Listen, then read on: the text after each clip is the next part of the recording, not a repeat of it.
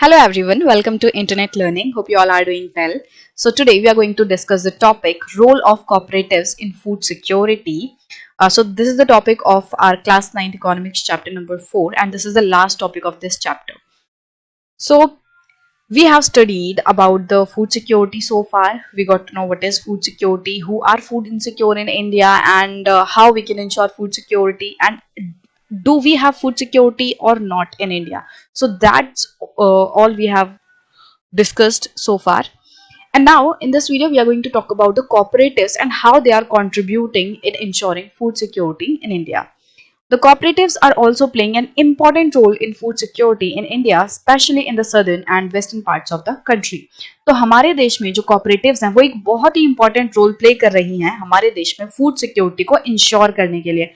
और स्पेशली बात करें तो हमारे देश का जो सदर्न हिस्सा है और जो वेस्टर्न हिस्सा है, इन हिस्सों में और इंपॉर्टेंट रोल प्ले किया जा रहा है। मतलब कि cooperative southern and western part में और ज्यादा रोल प्ले कर रही हैं फूड सिक्योरिटी को इंश्योर करने में।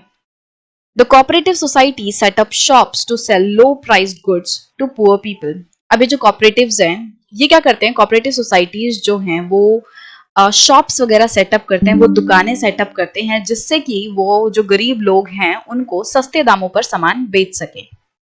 सबसे पहले तो ये समझते हैं कि भाई कोऑपरेटिव्स क्या होता है। तो कोऑपरेटिव सोसाइटीज क्या होती हैं कि जब बहुत सारे लोग एक साथ मिलके कोई काम करना शुरू करते हैं और उसका एम क्या होता है कि जितने भी मेंबर्स हैं उस सोसाइटी के उन सबको मिलके फायदा होगा। ये बेसिकली मतलब होता है कोऑपरेटिव सोसाइटी का। फॉर एग्जाम्पल देखो, एक गाँव है, ठीक है, इस गांव में बहुत सारे फार्मर्स हैं, ऐसे छोटे छोटे फार्मर्स हैं, उनके अपने अपने खेत हैं और वो सारे फार्मर्स अपने खेत में मान लो गेहूं उगाते हैं। ठीक है, अब गेहूं उगा फसल तैयार हुई तो हर एक फार्मर जो है वो जाके अपनी फसल को कहीं बेचेगा। ठीक है, किसी ने कहीं बेची, किसी ने कहीं बेची, किसी को कोई दाम मिला, किसी को कोई दाम मिला, किसी को ज्यादा दाम पे फसल बेचने को मिली, किसी को कम दाम पे बेचने मिली, तो ऐसा सब कुछ हुआ।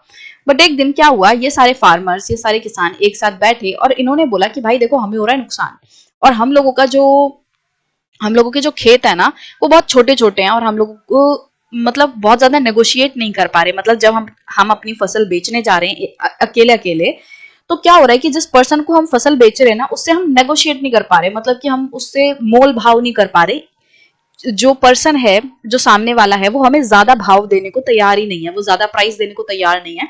तो क्या हो रहा है कि दिक्कत में आके हमें मजबूरी में आके कम प्राइस पे ही अपनी जो फसल है वो बेचनी पड़ रही है। अब कम प्राइस पे फसल बेचेंगे इसका मतलब फार्मर के पास कम पैसा आ रहा है। तो ये सारे फार्मर्स जो हैं अकेले अकेले करके ये दिक्कत झेल रहे हैं। अब इन्होंने क्या डिसाइड किया कि लेट्स कम टुगेदर। हम क्या करते हैं, हम सारे मिलके एक साथ खेती करते हैं और एक साथ मिलके जो भी खेती होगी उससे जो भी प्रोड्यूस होगा उस सबको मिलके हम बेचेंगे, एक अच्छा बार्गेन करेंगे, एक अच्छी नेगोशिएशन करेंगे, एक अच्छे दाम पे अपनी फसल बेचेंगे और हम सब मिलके क्या करेंगे, जो भी मुनाफा होगा उसको हम सब मिलके बांट लेंगे। तो इन्होंने क्या किया, ये सारे मिलके अब एक साथ खेती कर रहे हैं। इनके खेत भी ऐसे पास पास थे, ठीक है, मान लो इनके खेत भी ऐसे पास पास थे। अब इन्होंने क्या किया, अपने खेत ऐसे जोड़ लिए सबने।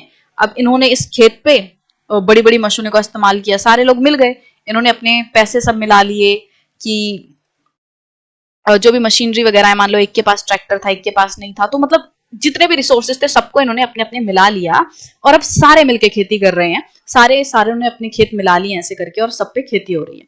ठीक है, तो क्या हुआ कि भाई जैसे मैंने बताया कि किसी के पास ट्रैक्टर है किसी के पास नहीं है, तो जिस पर्सन के पास ट्रैक्टर था उसने ट्रैक्टर लाया और सारे सबकी जमीन को प्लग कर डाला, जोत डाला। वहीं कोई दूसरा फार्मर था जिसके पास मान लो कोई दूसरी मशीन थी, उस मशीन से सबका काम हो गया। अब at the end of the season क्या हुआ, जब फसल पक्के तैयार हुई तो इन लोगों ने क्या किया, पूरा इकट्ठा करके अब सबने साथ में बेचने की सोची। अब ये चारों पांचों जितने भी लोग थे सब मिलके गए ट्रेडर के पास जिसके पास इनको अपनी फसल बेचनी है। तो वहां पे क्या हुआ, वहां पे अब इन्होंने अच्छा नेगोशिएट किया कि भाई देखो आपको हमसे कम मतलब इतने ही प्राइस पे खरीदना होगा, इससे हम नीचे नहीं जाएंगे। मान लो उन्होंने कहा कि हम 25 रुपए पर केजी के हिसाब से आपको देंगे। फॉर एग्जाम्पल मान लो ये फार्मर्स कह रहे हैं कि हम 25 रुपए पर केजी के हिसाब से ही बेचेंगे, इससे नीचे हम 1 रुपया भी नहीं जाएंगे। अभी बहुत सारे लोग हैं, इनको पता है कि जो ट्रेडर है उसे पता है कि गांव के जितने भी फार्मर्स थे ये सब यहीं पे मिल गए, सबने मिलकर खेती की है गांव में, अब कोई और तो मेरे को देगा नहीं, अगर मुझे खरीदना पड़ेगा तो मेरे को इन्हीं लोगों से खरीदना पड़ेगा। मतलब गांव में जितनी भी खेती कर रहे थे लोग सारे मिल गए हैं यहाँ पे। ठीक है, ये 5 ही लोग थे जो गांव में खेती कर रहे थे, ये सारे के सारे मिल गए, ये 5 लोग मिल गए। ठीक है, अब ये ट्रेडर अगर चाहेगा कि मैं किसी और से खरीद लूं तो वो भी नहीं कर पाएगा, क्योंकि गांव में जितने भी लोग थे वो सब यही हैं, ये 5 ही हैं। ठीक है, तो ये किसी और के पास भी नहीं जा सकता। अब ट्रेडर की मजबूरी हो गई कि भाई अब जितना प्राइस ये सारे लोग मिलके बोल रहे हैं उतने पे ही देना पड़ेगा। ठीक है, कुछ ऐसी सिचुएशन हो रही है। तो ये जो 5 लोग हैं इन्होंने मिलकर ना नेगोशिएट कर लिया कि हाँ भाई बढ़िया दाम पे इनको 25 रुपए पर केजी के हिसाब से ये गेहूं अब बेच रहे हैं इसको। पहले क्या होता था, पहले जो फार्मर्स है उनको मुश्किल से 19 रुपए 20 रुपए ऐसे मिल पाता था।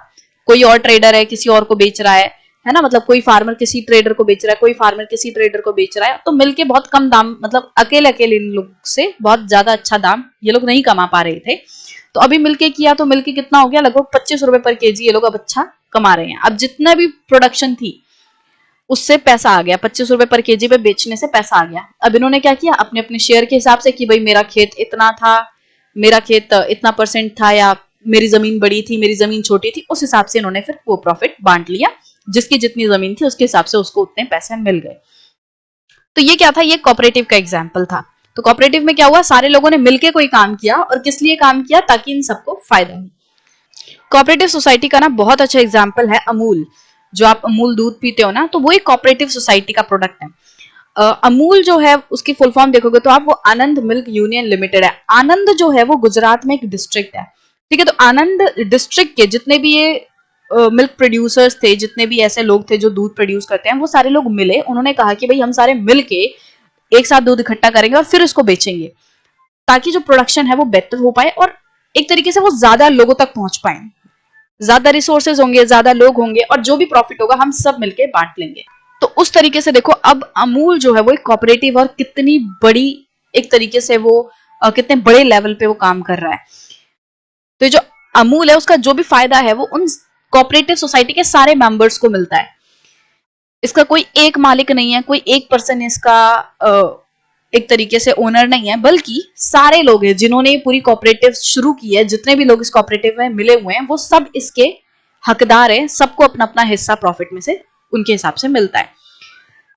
सो आई होप कि आपको क्लियर होगा कि कोऑपरेटिव का मतलब क्या होता है। तो हम बात कर रहे थे कि ये जो कोऑपरेटिव्स हैं, कोऑपरेटिव सोसाइटीज हैं, वो हमें काफी हेल्प कर रही हैं फूड सिक्योरिटी को इंश्योर करने में, और specially southern and western parts में तो ये बहुत ही अच्छा रोल प्ले कर रही हैं। अगर हम देखें इन पार्ट्स में, सदर्न एंड वेस्टर्न पार्ट्स में क्या किया गया है कि जो कोऑपरेटिव सोसाइटीज हैं उन्होंने ना छोटी छोटी दुकानें खोल ली हैं, और उन दुकानों के थ्रू वो लोग सस्ते दामों पर गरीब लोगों को सामान बेचते हैं।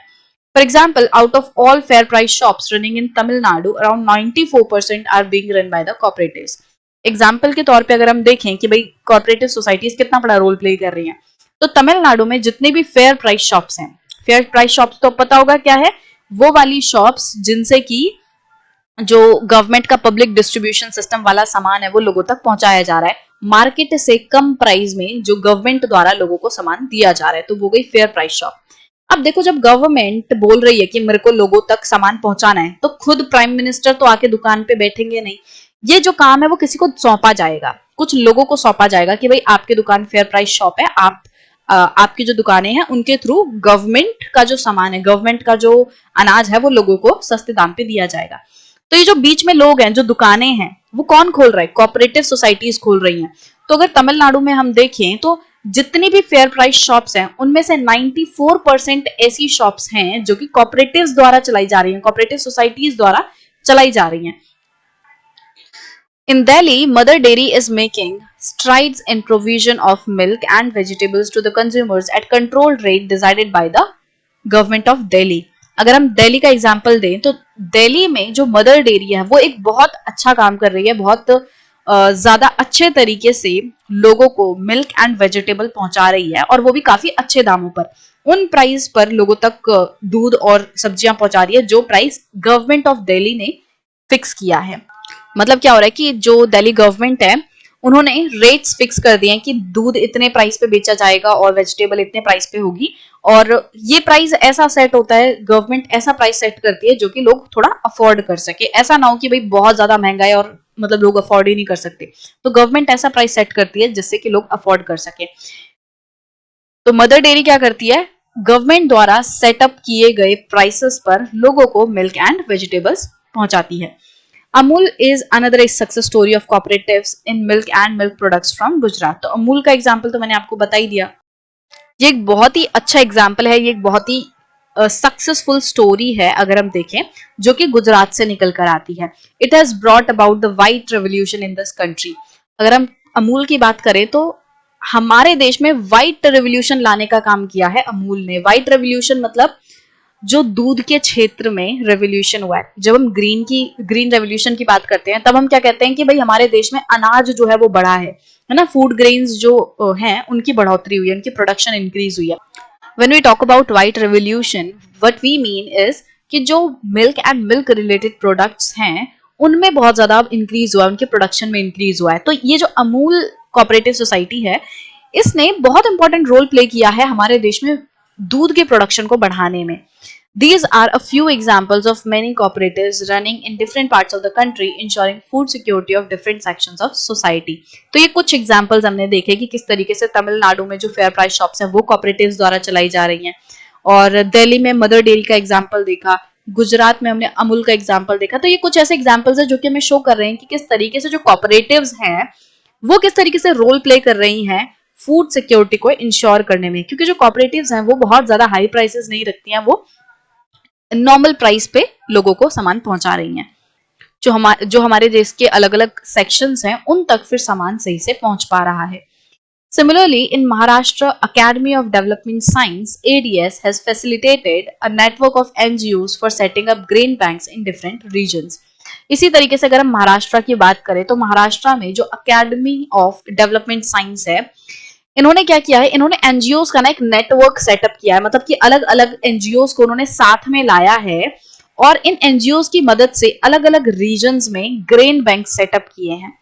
मतलब एडीएस ने क्या किया, बहुत सारे एनजीओ से बात की और उन एनजीओ को एक साथ लाया, उनको एक प्लेटफॉर्म पे लाया और उनको बोला कि भाई उनकी मदद से क्या किया गया कि ग्रेन बैंक्स जो हैं अलग अलग जगह पे खोले गए, जो अनाज के बैंक्स हैं उनको खोला गया।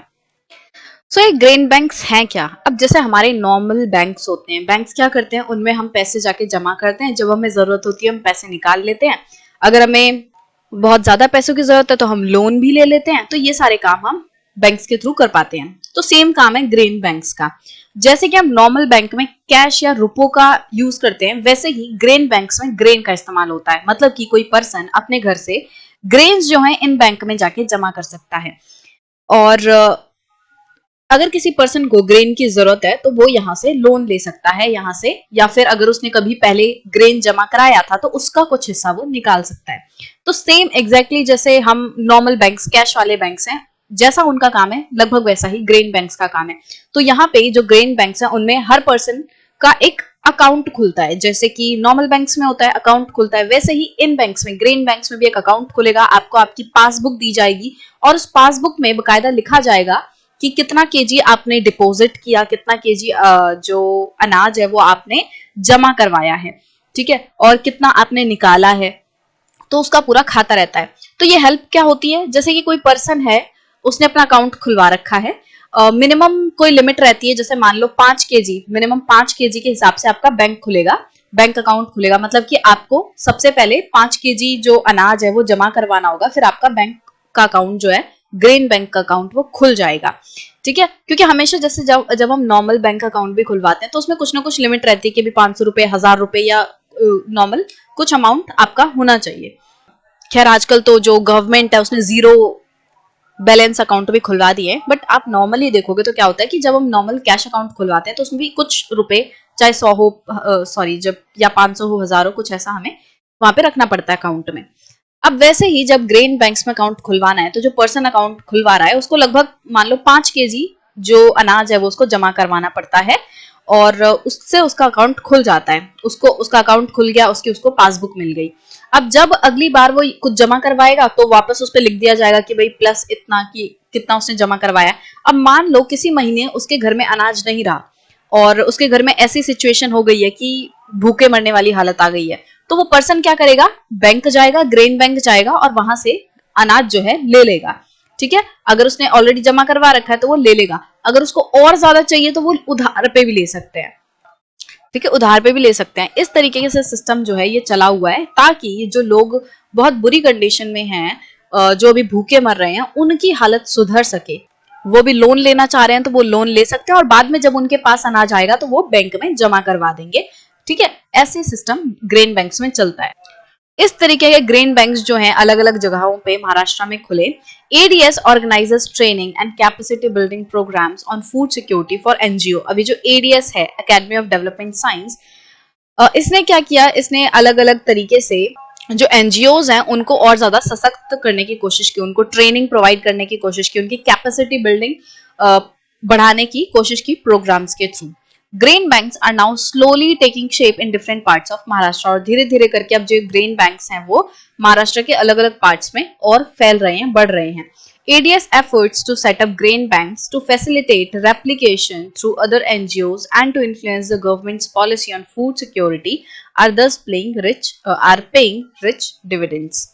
तो इस तरीके से जो ADS है उसके एफर्ट्स क्या है, ग्रेन बैंक्स को सेटअप करना। वो चाह रहे हैं कि वो ज्यादा से ज्यादा ग्रेन बैंक्स को सेटअप करें।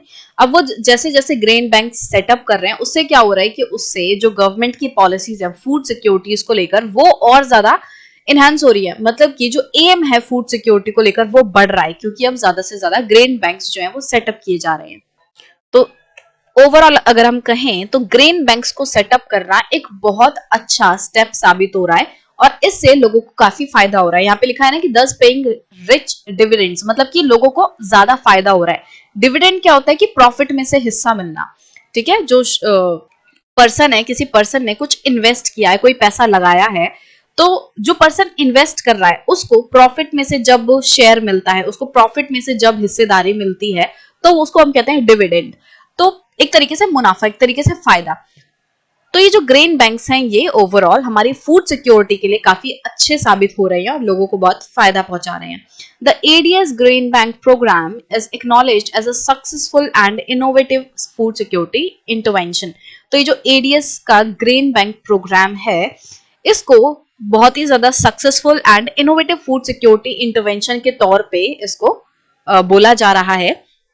ये कहा जा रहा है कि एडीएस का मतलब एकेडमी ऑफ डेवलपमेंट साइंस जो है उसने ये जो कदम उठाया है ग्रेन बैंक्स को लेकर, ये एक बहुत अच्छा सिस्टम है, ये एक बहुत अच्छा स्टेप है फूड सिक्योरिटी को इंश्योर करने के लिए।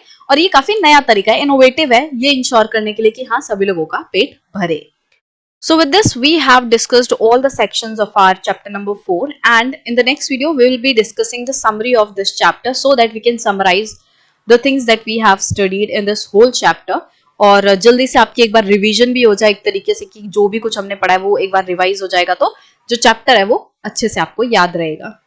सो आई होप कि आपको ये सारी चीजें जो है समझ आई होंगी कि भाई फूड सिक्योरिटी क्यों जरूरी है, फूड सिक्योरिटी क्या है, हमारे कौन से ऐसे हिस्से हैं जो कि बहुत फूड सिक्योर है, कुछ ऐसे भी तबके हैं जो फूड सिक्योर नहीं है, और गवर्नमेंट ने क्या क्या स्टेप्स उठाए हैं फूड सिक्योरिटी को इंश्योर करने के लिए। तो आपको ये सारी चीजें जो है वो समझ आ गई होंगी।